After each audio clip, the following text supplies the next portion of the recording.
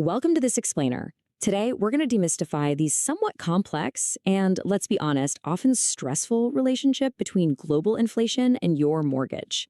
We're taking the highly abstract world of macroeconomics and transforming it into clear, actionable insights.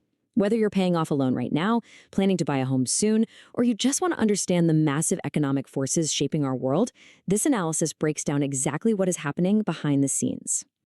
Here's our roadmap for today's explainer. We are going to cover the current rate reality, the inflation connection, the real-world housing impact, and finally, strategies for the future.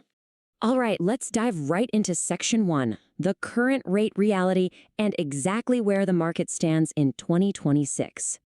6 to 6.5%, that's the stark number representing the global baseline for long-term fixed loans right now in major markets like the US. It's an absolutely fundamental benchmark that sets the tone for the entire global lending ecosystem. Interest rates right now are elevated, sure, but they are holding relatively stable at this high level, with movements remaining tight and incredibly reactive to any inflation trends. Let's zoom in on India for a second to get a clear picture of what this actually looks like on the ground. Floating home loan rates are sitting between 7.5% and 8.5% right now. Fixed rates are a bit higher, ranging from 8.2 to 9.5%. And what's really interesting here is the spread. You'll notice how mortgage rates carry a clear 2 to 3% spread above the RBI's benchmark policy rate, which is hovering around 5.25%. The banks are being very deliberate about maintaining that buffer. So the crucial takeaway here is perfectly summarized by the pros on the front lines. We are in a higher for longer interest rate environment. Borrowing is just significantly costlier today than it was before the pandemic.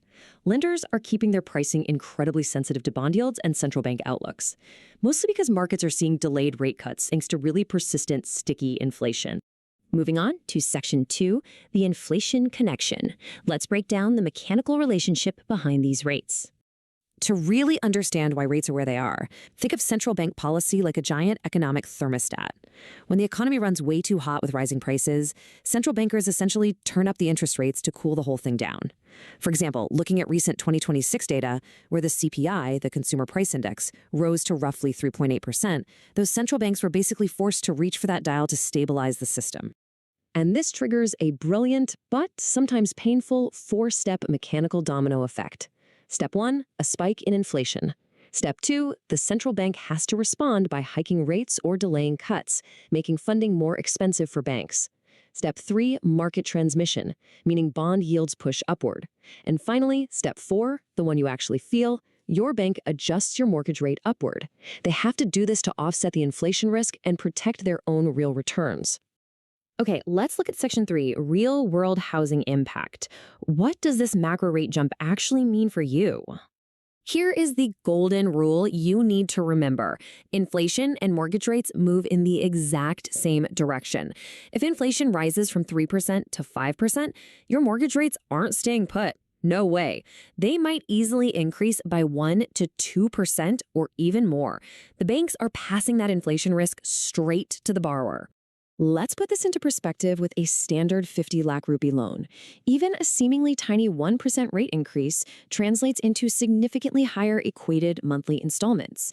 And when you stretch that extra cost over a 20 or 30-year tenure, it becomes a massive financial burden. More importantly, as your monthly payments go up, it severely reduces your overall purchasing power and actually decreases your borrowing eligibility. You literally qualify to buy less house simply because more of your cash is vanishing into interest payments. Which brings us to a major psychological and financial threshold, 6%. The data clearly shows that whenever rates cross this critical 6% mark, housing affordability drastically declines. Overall sales activity slows down and price growth cools off. It acts as a major barrier where borrower demand naturally just starts to retreat.